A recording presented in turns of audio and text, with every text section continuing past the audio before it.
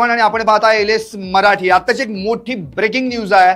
नाशिकचा भोंदू बाबा अशोक खरात याच्या पोलीस कोठडीत वाढ करण्यात आली आहे। अशोक खरातचा पोलीस कोठडीतला मुक्काम वाढलाय। 1 एप्रिल पर्यंत म्हणजे 4 दिवसांची पोलीस कोठडी त्याला विशेष सत्र न्यायालयाने दिली आहे। आज त्याला पोलीस कोठडीसाठी वाढीव मागणीसाठी न्यायालयात हजर करण्यात आलं होतं, कारण की 29 मार्च पर्यंत त्याची पोलीस कोठडी होती। आपल्या सर्वांना ठाऊक आहे की 24 मार्चला त्याची पोलीस कोठडी संपली होती, पण अर्थातच पोलीस आणखी वाढीव कोठडी मागणार हे क्लिअर होतं। त्यामुळे त्याला 24 तारखेला जेव्हा न्यायालयात हजर करण्यात आलं, त्यानंतर नेमकं पोलीस तपासात काय काय आढळून आलं याची माहिती जेव्हा बचाव पक्षाच्या विरोधात सरकारी पक्षानं दिली, त्यावेळी पोलीस आणि सरकारी पक्ष यांनी मिळून जो काही युक्तिवाद केला तो युक्तिवाद कोर्टानं ग्राह्य धरला आणि 29 मार्च पर्यंत त्याला पोलीस कोठडी सुनावण्यात आली। आज त्याची पोलीस कोठडीची मुदत संपल्यानं त्याला पुन्हा एकदा नाशिकच्या विशेष सत्र न्यायालयात हजर करण्यात आलं। आज या संदर्भामध्ये सरकारी वकिलांनी स्पष्ट केलेलं आहे की हा अशोक खरात तपासात सहकार्य करत नाही। हा जे काही सत्य आहे, खरं आहे ते अजूनही सांगत नाही। शिवाय फॉरेन्सिकचा रिपोर्ट फक्त आजच मिळालेला आहे, त्यामुळे पुढील तपासासाठी आणखी वाढीव कोठडी मिळावी, 3 दिवसांची वाढीव कोठडी मिळावी अशी मागणी सरकारी वकिलांतर्फे करण्यात आली, सरकारी पक्षातर्फे करण्यात आली। अर्थातच कोर्टाने देखील यावर जे निरीक्षण नोंदवलं ते अत्यंत महत्त्वाचं आहे। कोर्टाने स्पष्टपणे म्हटलेलं आहे की आरोपीनं एकसारखा गुन्हा वारंवार केलाय आणि पीडितांवर त्यानं अत्याचार केलाय। त्यामुळं या रिमांड रिपोर्टनुसार अजूनही तपास अद्याप अपूर्ण आहे, त्यामुळं याच्या पोलीस कोठडीत वाढ करण्यात येते। अर्थातच 4 दिवसांची पोलीस कोठडी वाढवून देण्यात आली। यामुळे आता पोलीस तपासामध्ये निश्चितच आणख्या पुढच्या सगळ्या ज्या गोष्टी आहेत त्याला वेग येणार आहे। फॉरेन्सिक रिपोर्ट आजच मिळालेला आहे, पण बचाव पक्षानं मात्र यावर हे क्लिअर केलं की मुळातच आधीच एक तर त्याला पोलीस कोठडीमध्ये जे काही रिमांड देण्यात आला होता किंवा जी काही चौकशी करण्यात आली होती त्यात त्यांनी सगळं काही सांगितलेलं आहे, पण या ठिकाणी हा गुन्हा अतिशय गंभीर असल्याचा निरीक्षणाचा भाग न्यायालयानं नोंदवलाय आणि त्याला 1 एप्रिल पर्यंत पोलीस कोठडी दिली आहे। याचाच अर्थ 17 मार्च पासून हा बाबा पोलीस कोठडीत आहे, ते आता 1 एप्रिल पर्यंत म्हणजे 2दा वाढीव कोठडीची मागणी सरकारी वकिलांनी पोलिसांनी केली आणि ती कोर्टाने ग्राह्य धरलेली आहे। खरं तर या खरात बाबा विरुद्ध आतापर्यंत लेखी 11 गुन्हे दाखल झाले, त्यातले 9 गुन्हे हे लैंगिक अत्याचाराचे आहेत, तर 2 गुन्हे हे आर्थिक फसवणुकीशी संबंधित आहेत आणि खरात विरुद्ध 100हून अधिक ऑनलाईन तक्रारी देखील दाखल झालेल्या आहेत। त्यामुळे आता या खरात कांडमध्ये, या खरात प्रकरणामध्ये बडे आणखी कोण कोण सापडणार आहेत या संदर्भामध्ये देखील चौकशी होणार आहे। आपल्याला आठवत असेल तेजस्वी सातपुते यांची विशेष जे काही तपास पथक आहे, ज्याला आपण SIT म्हणतो, त्या माध्यमातून नेमण्यात आलेल्या पथकानं त्याच्या जे काही ओकस प्रॉपर्टीज नावाचं ऑफिस होतं कॅनडा कॉर्नरमध्ये नाशिकच्या, त्या ठिकाणी जाऊन एका पीडित महिलेला नेऊन त्या संपूर्ण ऑफिसची तपासणी करण्यात आली। जवळपास 1 तास तपासणी झाली, त्यामध्ये बरेच काही संशयित वस्तू देखील आढळून आल्या, त्या देखील पोलिसांनी जप्त केलेल्या आहेत। शिवाय या बाबा विरोधात आणखी रोज नवनवीन खुलासे होत आहेत, नवनवीन त्याचे कारनामे बाहेर येत आहेत। पुण्यातल्या व्यावसायिक बिल्डरला देखील त्यानं मोठा गंडा घातल्याचं समोर आलंय। अगदी 90 लाखांचं फर्निचर या बाबाला त्यानं तुर्कस्थानमधून आणून दिलं आणि विशेष म्हणजे मर्सिडीज देखील बळजबरीनं या बाबानं त्याला गिफ्ट द्यायला लावली होती। आपल्याला आठवत असेल मागच्या वेळी जी एलएस मराठीनं बातमी सांगितली होती त्यामध्ये हे क्लिअर केलं होतं की तो जो कोण राजेंद्र जासूद नावाचा बिल्डर आहे पुण्यातला, त्यानं त्याच्या मित्राशी संपर्क साधला होता, कारण त्याला फॉरेनमध्ये म्हणजे परदेशामध्ये आपला व्यवसाय वाढवायचा होता। पण त्याच वेळी या मित्रानं त्याला बाबाचा पत्ता दिला आणि त्यानं पुण्यावरून नाशिक गाठलं। मग मात्र बाबानं त्याला चांगलंच खिंडीत पकडलं। एक मागच्या त्याचं जे काही मंदिर आहे ईशान्येश्वर मंदिर, त्याच्या मागं त्याला नेलं, एक रिंगण आखलं, त्यात त्याला उभं केलं आणि सांगितलं जर तू या रिंगणातनं बाहेर आला तर मात्र तू जळून भस्मसात होशील. अर्थातच कुणीही जीवाला घाबरणार. त्यामुळं ते जासूद प्रचंड घाबरले. त्यांनी त्या रिंगणातच उभं राहून त्यांचे जे फर्निचर एजंट्स होते, त्यांना ओळखीचे जे एजंट्स होते त्यांना फोन लावला आणि फर्निचर बुक केलं. इतकंच नव्हे तर बाबानं अवतार पूजा करून देतो या नावाखाली त्याच्याकडनं मर्सिडीज देखील बळजबरीनं घेतली, ज्याचं कर्ज त्या राजेंद्र जासूद यांच्या डोक्यावर आहे. आणखी बरेचसे शेतकरी देखील या बाबानं आमची फसवणूक केल्याच्या तक्रारी घेऊन पोलीस स्टेशनमध्ये गेलेत. इतकंच नव्हे, अनेक महिला देखील आता पोलिसांनी केलेल्या आवाहनानुसार या बाबाविरोधात तक्रारी दाखल करतायत. ऑनलाईन तक्रारी देखील या ठिकाणी दाखल होत आहेत. खरं तर या सगळ्या संदर्भामध्ये तपासासाठी वाढीव कोठडीची मागणी सरकारी वकिलांतर्फे करण्यात आली. आज त्याला विशेष सत्र न्यायालयात नेण्यात आलं. नेहमीप्रमाणे वकिलांची तर गर्दी होतीच, पण बघ्यांची पण प्रचंड मोठ्या प्रमाणावर गर्दी होती की या खरात बाबाच्या माध्यमातून आता नवीन काय गवसणार आहे. आपल्याला आठवत असेल मागच्या वेळी की कायद्याचा बालेकिल्ला नाशिक जिल्हा असं या खरातच्या तोंडून खरं म्हणजे पोलिसांनी वधवून घेतलं. त्याला चालता येत नव्हतं आणि तो म्हणत होता आता मला सहन होत नाहीये, माझ्यात त्राण राहिलेला नाहीये. हाच तो भोंदू बाबा, ज्या बाबानं अख्खा महाराष्ट्र गेली 17-18 दिवस खरं म्हणजे नको नको केलंय. त्याचे रोज नवे कारनामे, नवीन गोष्टी बाहेर येत आहेत आणि या माध्यमातून अनेक पीडिता देखील आता बिनधास्तपणे पुढे यायला लागलेल्या आहेत, कारण की पोलिसांनी त्यांना या ठिकाणी संरक्षण पुरवलेलं आहे. कोणतंही नाव डिस्क्लोज केलं जाणार नाही, गोपनीय ठेवलं जाईल, इतकं देखील पोलिसांनी सांगितलंय. शिवाय या बाबाचे जे व्हिडिओ व्हायरल केले जात आहेत त्यांच्यावर देखील गंभीर स्वरूपाचे गुन्हे पोलिसांनी दाखल देखील केलेले आहेत. आतापर्यंत 65 गुन्हे दाखल झालेले आहेत. त्यामुळे या भोंदू बाबाचे जे व्हिडिओ आहेत ते कुणीही व्हायरल करू नये असं आवाहन पोलिसांनी केलेलं आहे.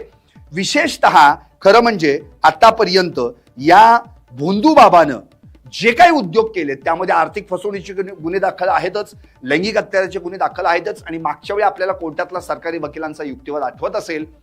त्या बाबाकडे एक पिस्तूल सापडलं ज्याच्यावर राजमुद्रा कोरलेली होती. काळ्या रंगाचं रिव्हॉल्वर आहे आणि त्यामध्ये त्यातून जवळपास 5 राऊंड फायर झालेले आहेत. म्हणजे जी जिवंत काडतुसं होती 21, त्यातले 5 राऊंड फायर झालेले आहेत. याचाच अर्थ हे 5 राऊंड फायर झालेत ते नेमके कुठं, कुणावर फायर झाले, वन्य प्राण्यांच्या शिकारीसाठी वापरले का नरबळीचा संशय आहे. या सगळ्याच गोष्टींच्या तपासाचा भाग अजूनही शिल्लक राहिलेला आहे. आणि खरं म्हणजे फॉरेन्सिकचा रिपोर्ट जरी आज आला असला तरी पोलिसांनी स्पष्ट केलेलं आहे की हा बाबा तपासात सहकार्य करत नाही, जे काय खरं आहे ते अजूनही सांगत नाही. मोठमोठे बडे राजकारणी नेते या भोंदू बाबाच्या दरबारात जात होते, त्याचे पाय धुत होते, त्याच्या पाया पडत होते.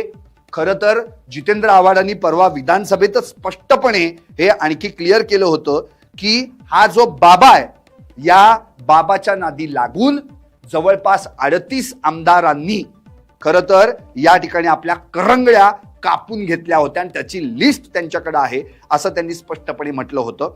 आता आणखी एक महत्वाचा मुद्दा असा आहे की हा जो भोंदू बाबा आहे या भोंदू बाबानं बऱ्याच जणांच्या शेतकऱ्यांच्या जमिनी देखील लाटलेल्या आहेत असं देखील आता पुढे येत आहे. आणि त्यामध्ये हे देखील क्लिअर झालेलं आहे की या भोंदू बाबानं आतापर्यंत जे काही केलेलं आहे या सगळ्या गोष्टींमध्ये जर पाहिलं आपण तर त्याच्या विरोधातल्या ज्या तक्रारी आहेत त्या तक्रारींमध्ये वाढ होण्याची शक्यता अधिक आहे.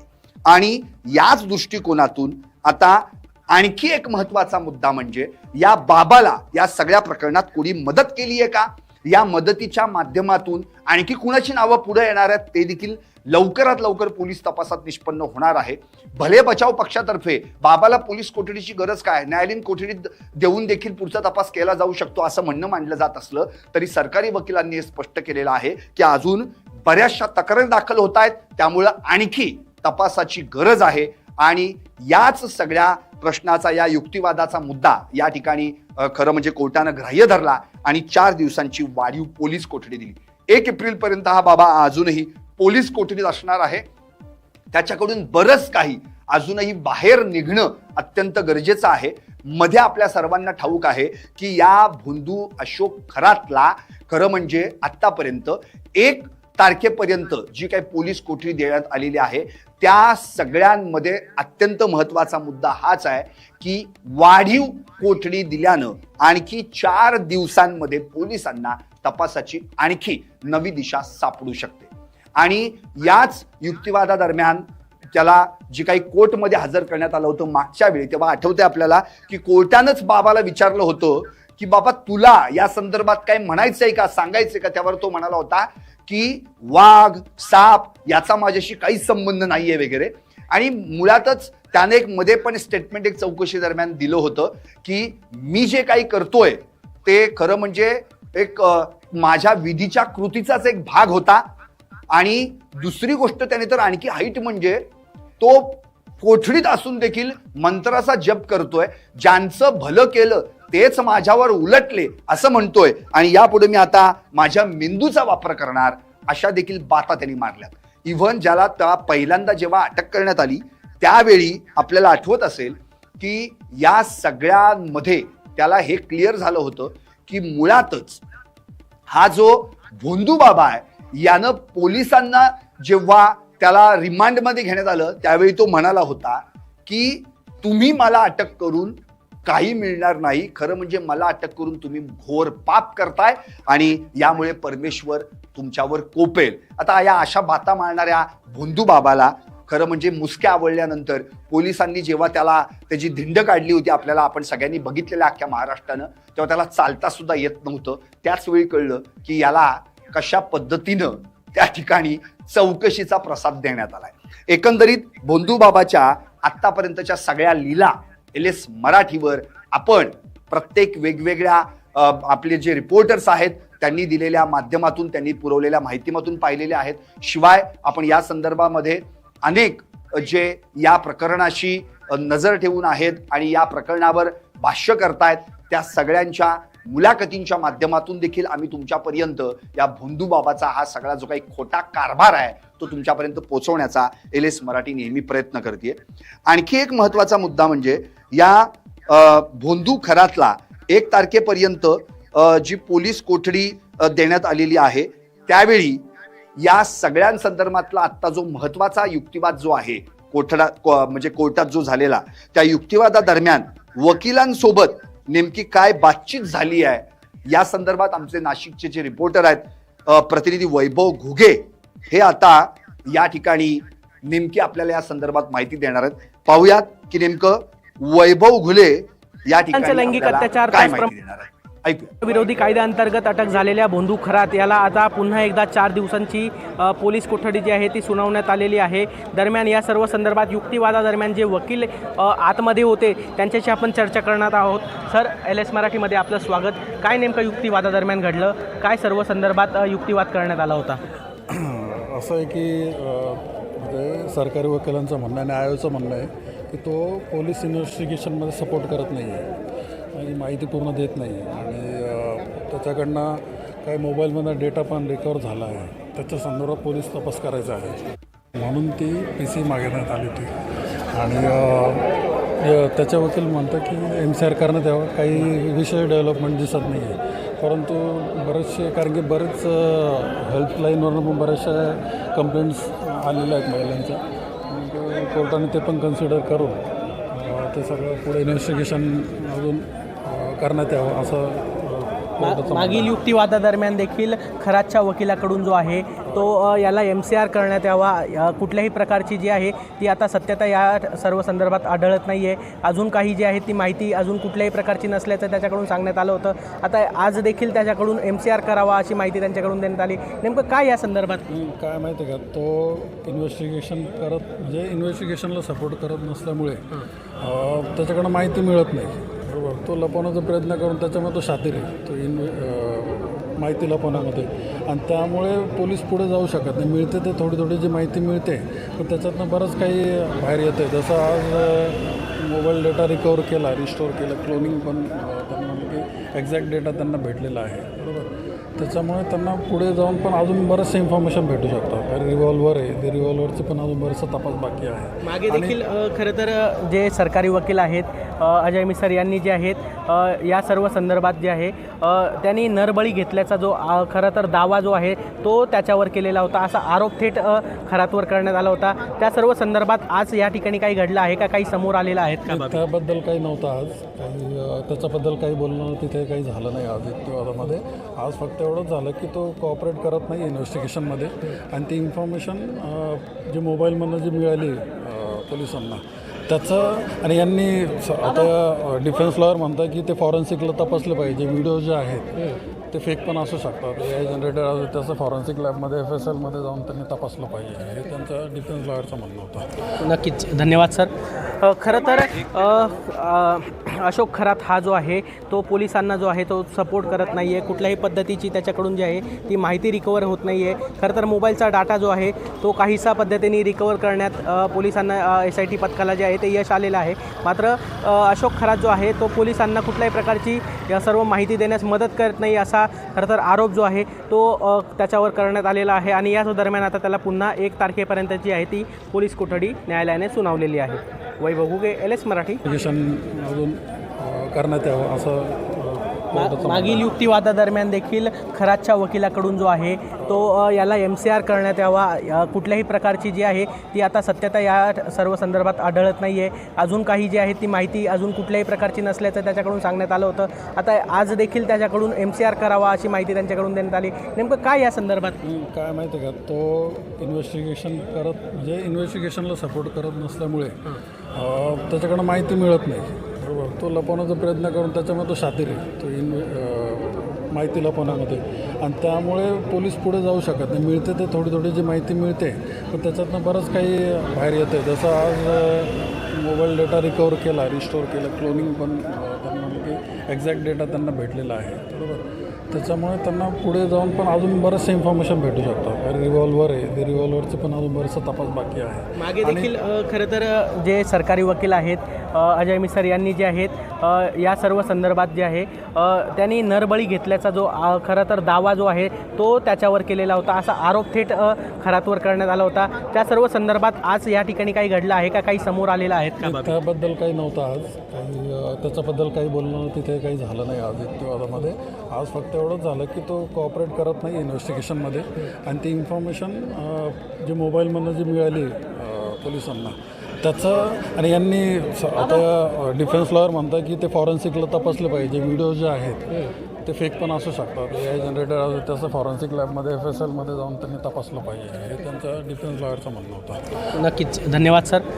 खरं तर अशोक खरात हा जो आहे तो पोलिसांना जो आहे तो सपोर्ट करत नाही आहे. कुठल्याही पद्धतीची त्याच्याकडून जी आहे ती माहिती रिकवर होत नाही आहे. खरं तर मोबाईलचा डाटा जो आहे तो काहीसा पद्धतीने रिकवर करण्यात पोलिसांना SIT पथकाला जे आहे ते यश आलेलं आहे. मात्र अशोक खरात जो आहे तो पोलिसांना कुठल्याही प्रकारची या सर्व माहिती देण्यास मदत करत नाही, असा खरं तर आरोप जो आहे तो त्याच्यावर करण्यात आलेला आहे. आणि याच दरम्यान आता त्याला पुन्हा 1 तारखेपर्यंतची आहे ती पोलीस कोठडी न्यायालयाने सुनावलेली आहे. वैभव घुगे, LS मराठी, नाशिक. लैंगिक अत्याचार त्याचप्रमाणे जादूटोणा विरोधी कायद्याअंतर्गत अटक झालेल्या भोंदू खरात याला आता पुन्हा एकदा 4 दिवसांची पोलीस कोठडी जी आहे ती सुनावण्यात आलेली आहे. दरम्यान या सर्व संदर्भात युक्तिवादादरम्यान जे वकील आतमध्ये होते त्यांच्याशी आपण चर्चा करणार आहोत. सर, LS मराठीमध्ये आपलं स्वागत. काय नेमकं युक्तिवादादरम्यान घडलं, काय सर्व संदर्भात युक्तिवाद करण्यात आला होता? असं आहे की म्हणजे सरकारी वकिलांचं म्हणणं आहे, न्यायालयाचं म्हणणं आहे की तो पोलीस इन्व्हेस्टिगेशनमध्ये सपोर्ट करत नाही आहे आणि माहिती पूर्ण देत नाही, आणि त्याच्याकडनं काही मोबाईलमधनं डेटा पण रिकवर झाला आहे, त्याच्या संदर्भात पोलीस तपास करायचा आहे, आणि म्हणून ती PC मागवण्यात आली होती.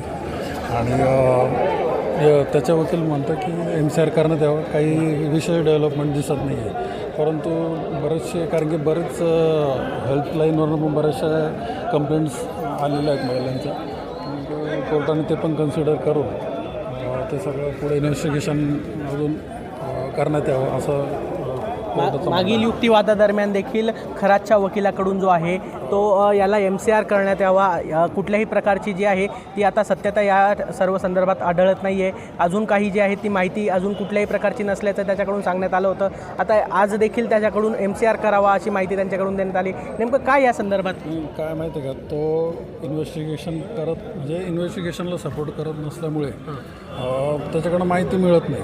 बरोबर, तो लपवण्याचा प्रयत्न करून त्याच्यामुळे तो शातीर आहे, तो माहिती लपवण्यामध्ये, आणि त्यामुळे पोलीस पुढे जाऊ शकत नाही. मिळते तर थोडी थोडी जी माहिती मिळते, पण त्याच्यातनं बरंच काही बाहेर येतं. जसं आज मोबाईल डेटा रिकवर केला, रिस्टोअर केला, क्लोनिंग पण त्यांना म्हणजे एक्झॅक्ट डेटा त्यांना भेटलेला आहे. बरोबर, त्याच्यामुळे त्यांना पुढे जाऊन पण अजून बरंचसं इन्फॉर्मेशन भेटू शकतं. रिव्हॉल्वर आहे, ते रिव्हॉल्वरचं पण अजून बरंचसं तपास बाकी आहे. मागे देखील खरं तर जे सरकारी वकील आहेत अजय मिसर यांनी जे आहेत या सर्व संदर्भात जे आहे त्यांनी नरबळी घेतल्याचा जो खरं तर दावा जो आहे तो त्याच्यावर केलेला होता, असा आरोप थेट खरातवर करण्यात आला होता. त्या सर्व संदर्भात आज या ठिकाणी काही घडलं आहे का, काही समोर आलेलं आहेत का? त्याबद्दल काही नव्हतं आज, काही त्याच्याबद्दल काही बोलणं तिथे काही झालं नाही आज युक्तिवादामध्ये.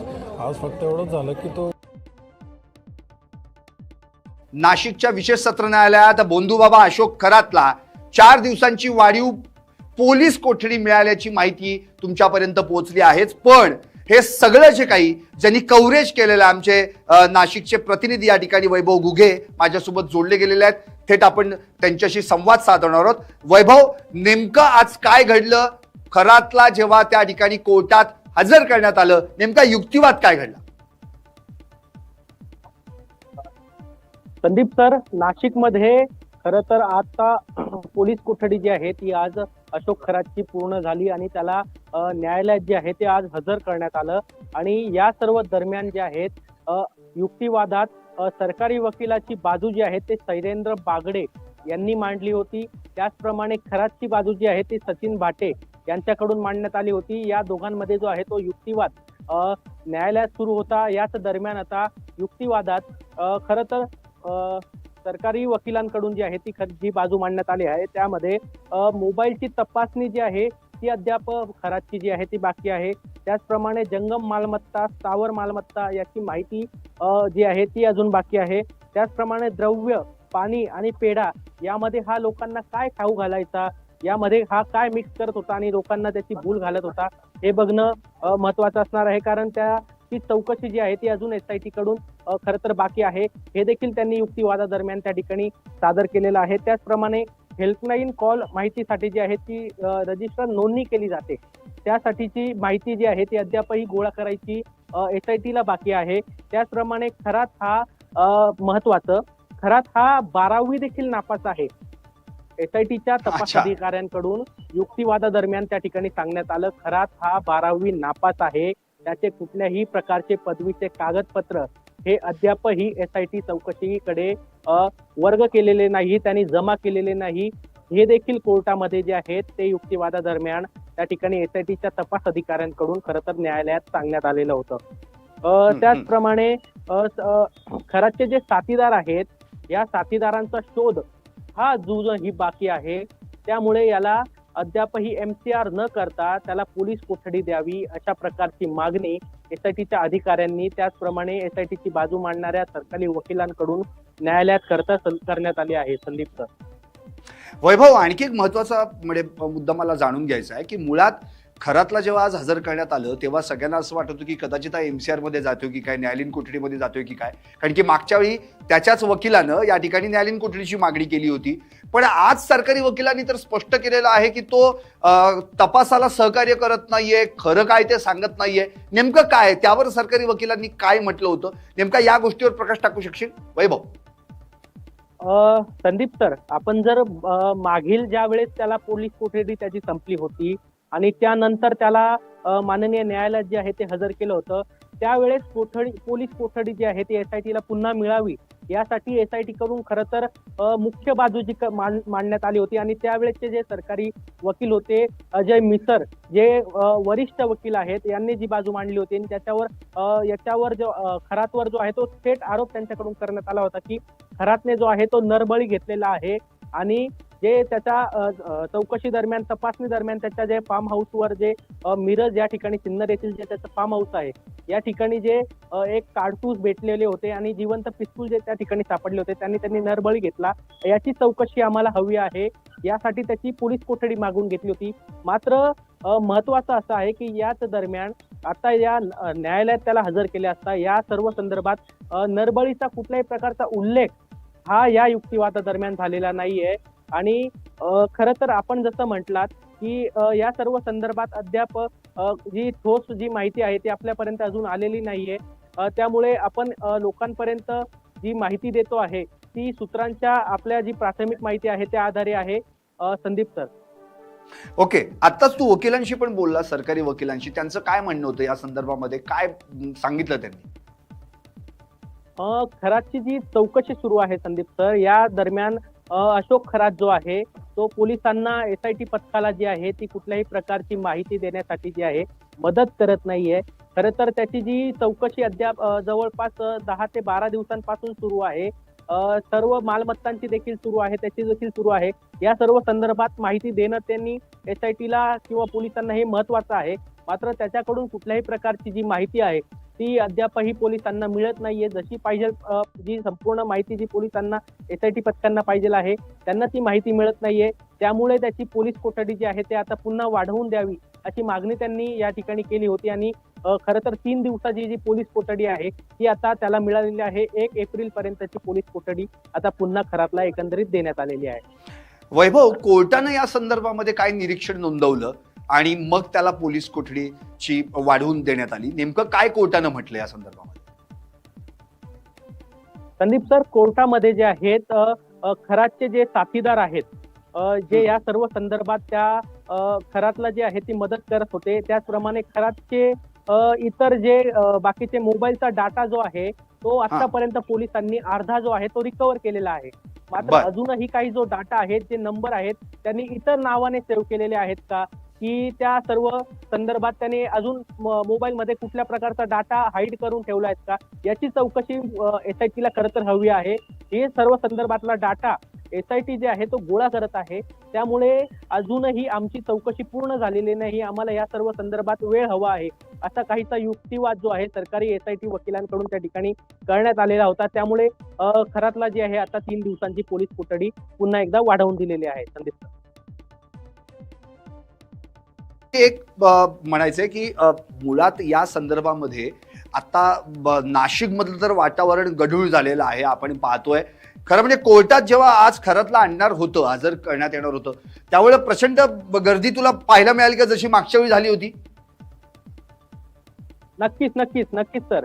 खरं तर आज जर बघायला गेलं तर आज रविवार आहे. कोर्टाचं जे आहे ती आज खरं तर अर्धा वेळेस कोर्टाचं सुट्टीचं कोर्ट ज्याला म्हणतो आपण एकंदरीत, हे सुट्टीचं कोर्ट रविवार आज.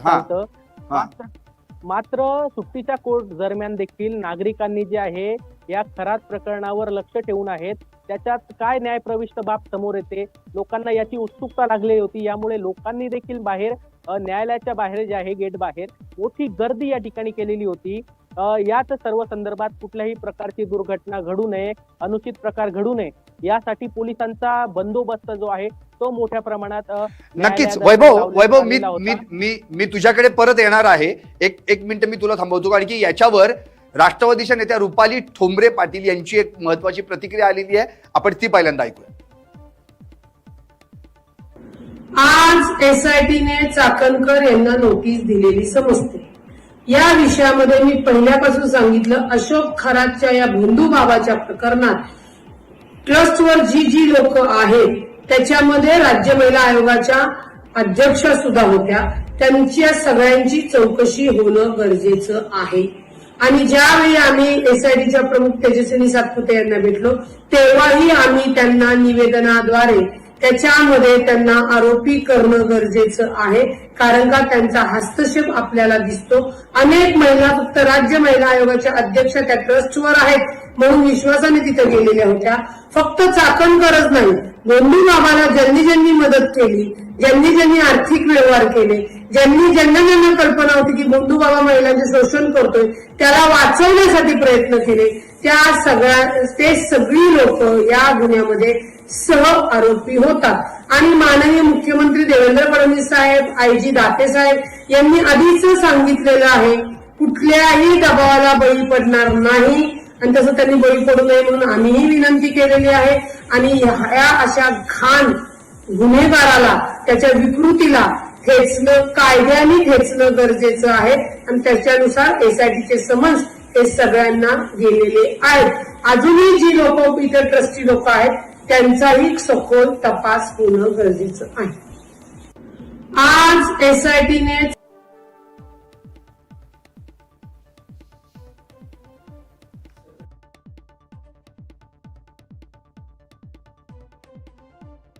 आत्ताच आपण रुपाली ठोंबरे यांची प्रतिक्रिया देखील आपण या ठिकाणी ऐकली.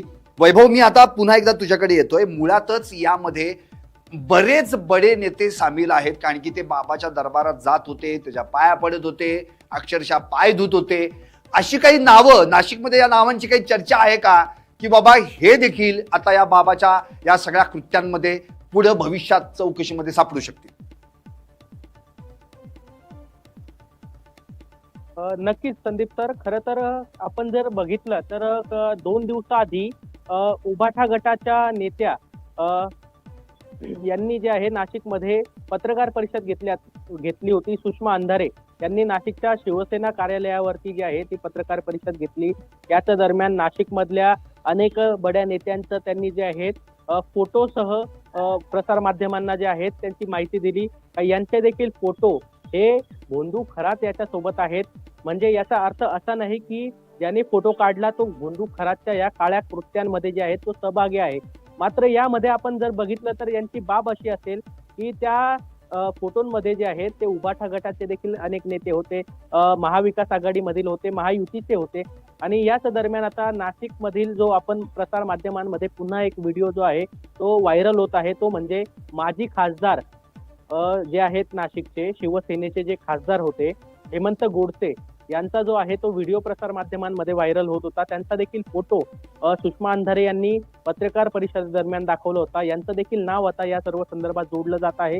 त्याचप्रमाणे सिन्नरमध्ये जे आता आमदारकी जे आहेत बीजेपी कडून लढवण्यात इच्छुक होते आणि त्यांनी लढवली होती ते असे उदय चांगळे यांचं देखील नाव जे आहे ते या सर्व संदर्भात दरम्यान समोर आलं होतं. कारण त्यांचा एक भूमिपूजन करतानाचा व्हिडिओ फोटो जो आहे तो खरं तर माध्यमांसमोर प्रसारित झाला होता. तोच फोटो सुषमा अंधारे यांनी पत्रकार परिषदेत दरम्यान दाखवला होता. असे 2 नावं जे आहेत नाशिक मधले मोठे नेत्यांचे जे आहे आतापर्यंत समोर आले आहेत. संदीप सर, नक्कीच वैभव, मी अगदी आता शेवटाकडे येतोय, पण मला एक आता तुला असा प्रश्न करायचा आहे जो अत्यंत महत्वाचा आहे. आतापर्यंत या नाशिकमध्ये या भोंदू बाबानं गेली 18 वर्ष 20 वर्षांमध्ये जो काही कहर केलाय त्या संदर्भामध्ये पत्रकारांना कुणकुण होती का? आणि जर होती तर आत्तापर्यंत 20 वर्षांमध्ये जसं दत्तात्रय खेमनर यांनी आवाज उठवण्याचा प्रयत्न केला, त्यांचा आवाज दाबण्यात आला, असे काही पत्रकार आहेत का? जसं तुम्ही स्वतः ग्राउंड फील्डला जाऊन ऑनफील्ड जाऊन काम करता आणि सर्व प्रेक्षकांपर्यंत महाराष्ट्रापर्यंत ही सर्चिंग मोहीम राबवून शोधपत्रकाच्या माध्यमातून या सगळ्या बाबांचं बिंग फोडता, असा काही दबाव कुणाच्या तुम्हा सगळ्या पत्रकारांवर आत्तापर्यंत आला होता म्हणून तुम्ही गप्प बसून राहिला होतात का? काय नेमकं काय सांगता येईल? नाशिकमध्ये पहिल्यांदाच या बाबा खरातचा गेल्या 10 दिवसांपासून आवाज येतोय का?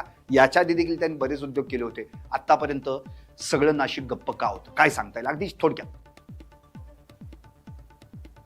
संदीप सर, आपण जर एकंदरीत बघितलं तर हा भोंदू खरात जो आहे हा मूळतः नाशिक पासून जवळपास 60 ते 70 किलोमीटर ते मिरगाव जे आहेत, ज्या ठिकाणी त्याचं शिवनिका संस्थान देखील आहे, त्या ठिकाणी त्याचं फार्म हाऊस देखील आहे, त्या ठिकाणचा हा मूळचा आहे. आणि त्या ठिकाणाहून एका खबरदार पत्रकार जो ज्याचं वृत्तवाहिनी आहे स्थानिक आहे, त्याने जो आहे तो या भोंदू खरात विषयी जो आहे आवाज उठवलेला होता.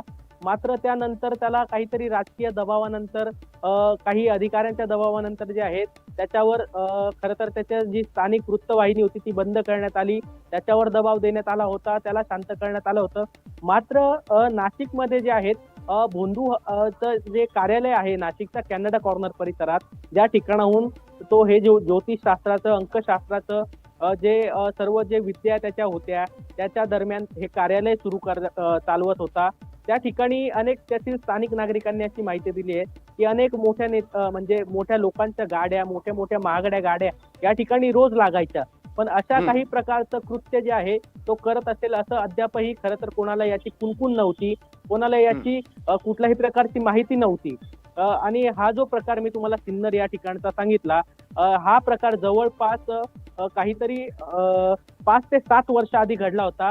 मात्र आपण जर एकंदरीत एका गोष्टीवर लक्ष दिलं तर 2002 या साली अशोक खरातवर खुनाचा गुन्हा जो आहे तो दाखल झालेला होता पंचवटी पोलीस ठाण्यामध्ये.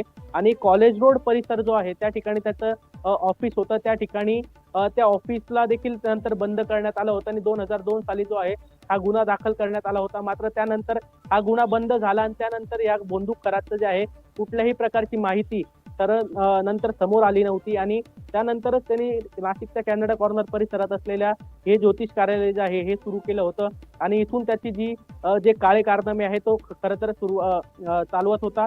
आणि जे त्याचा जो ऑफिस बॉय होता याने जे हिडन कॅमेरानुसार जे व्हिडिओ रेकॉर्ड केले, ज्यामध्ये त्यांनी महिलांवर लैंगिक शोषण केल्याची बाब जी आहे ती खरं तर नंतर निदर्शनास आली. त्यानंतर हे खरं तर भोंदू खराचे जे हे सर्व प्रकार जे आहेत ते उघडकीस आले. तोपर्यंत अद्यापही पत्रकारांना असेल किंवा समाज माध्यमांच्या कुठल्याही प्रतिनिधींना असेल, स्थानिक नागरिकांना असेल, याची कुठल्याही प्रकारची बाब जी आहे ती खरं तर माहिती नव्हती. संदीप सर, एकंदरीतच वैभव तू अगदी सविस्तर या भोंदू बाबाचा खरा म्हणजे पर्दाफाशच केलास आणि सगळी डिटेल्स त्याच्याबद्दल सांगितलीस. खरं तर तुम्हाला सगळ्या पत्रकारांचं अभिनंदन आहे. तुम्ही ग्राउंड फील्डवर जाता, शोधपत्रकाच्या माध्यमातून या सगळ्यांच्या या बाबा बुवांचा जो काही सगळा थोतांड जो काही सगळं आता महाराष्ट्रात माजलेला आहे ते बाहेर काढता. खरं तर या सगळ्या माध्यमातून तुम्ही केलेलं काम खरंच वाखाणण्यासारखं आहे. यापुढे देखील LS मराठीच्या माध्यमातून आपण वैभवकडून या भोंदू बाबा खराच्या प्रत्येक अपडेट्स जाणून घेणार आहोत. वैभव, खूप खूप धन्यवाद, तू या ठिकाणी या लाईव्ह मध्ये जोडला गेलास त्याबद्दल. एकंदरीतच आता आपण या ठिकाणी जी सगळी माहिती ऐकली यामध्ये हे क्लिअर आहे की हा भोंदू बाबा खरात पोलिसांना अजूनही म्हणावं तसं सहकार्य करत नाही. तपासात तो अजूनही खरी माहिती देत नाही. आजच फॉरेन्सिक अहवाल त्याच्या संदर्भातला खरं म्हणजे मिळालेला आहे. त्यामुळे सरकारी वकिलांनी या संदर्भामध्ये आम्हाला आणखी चौकशीची गरज आहे. आणखी काही तक्रारी पुढे येत आहेत. शिवाय या बाबतीतला आणखी एक महत्वाचा मुद्दा सरकारी वकिलांनी मांडला आणि तो म्हणजे त्याचा मोबाईल डेटा भले रिकव्हर जरी झाला असला तरी अजून तितकी तपासणी झालेली नाहीये. त्यासाठी आम्हाला वाढीव कोठडी मिळावी. अर्थातच कोर्टानं पुन्हा एकदा या संदर्भामध्ये सरकारी वकिलांचं म्हणणं ग्राह्य धरलेलं आहे. पोलीस तपास रिमांड रिपोर्टनुसार अजूनही अपूर्ण वाटतोय आणि कोर्टानं निरीक्षण देखील नोंदवलेलं आहे की हा बाबा वारंवार हे एकच कृत्य करत होता. त्यांनी केलेला प्रकार गंभीर आहे आणि त्यामुळं त्याला 4 दिवसांची पोलीस कोठडी देण्याचा आदेश विशेष सत्र न्यायालयानं दिला. अखेर त्याला 1 एप्रिलपर्यंत पोलीस कोठडी देण्यात आली आहे. याचा अर्थ पुन्हा एकदा त्याला 1 एप्रिलला कोर्टात हजर करण्यात येणार आहे. इकडे बचाव पक्षानं मात्र आपला एक नेहमीचाच होरा लावून धरलाय की तो भोंदू बाबा जो आहे त्याच्या विरोधात जे काही आता कुभांड रचलं गेलेलं आहे हे सगळं खोटं आहे. शिवाय त्यानं तपासात मदत देखील केलेली आहे. पोलीस कोठडीची गरज काय आहे, न्यायालयीन कोठडीत देखील तपास होऊ शकतो. पण कोर्टानं मात्र सरकारी वकिलांचा जो काही या ठिकाणी युक्तिवाद होता तो ग्राह्य धरलेला आहे. मुळात भोंदू बाबा विरोधात आतापर्यंत 11 लेखी तक्रारी दाखल झाल्यात. त्यानुसार गुन्हे दाखल झालेत. 9 लैंगिक अत्याचाराचे आहेत, 2 आर्थिक फसवणुकीचे आहेत आणि ऑनलाईन तर या बाबावर तक्रारींचा पाऊस पडतोय. त्यामुळं भविष्यात अजूनही या बाबानं कुठं कुठं काय काय उद्योग केलेत, आर्थिक फसवणूक असेल, पीडितांची फसवणूक असेल, त्यांच्यावरचे अत्याचार असतील आणि याच्यासोबत आणखी कुणी बडी धिंड आहेत का, हे मात्र लवकरच या तपासात निष्पन्न होणार आहे. खरं तर या सगळ्या माध्यमातून जी काही तुम्ही माहिती आतापर्यंत LS मराठीच्या माध्यमातून ऐकलीत त्या माहितीबद्दल तुम्हाला काय वाटतं? व्हा व्यक्त आणि पाहत रहा LS मराठी. फक्त पाहत रहा LS मराठी. सत्याच्या पाठी, बातम्या सर्वांच्या, सर्वांसाठी.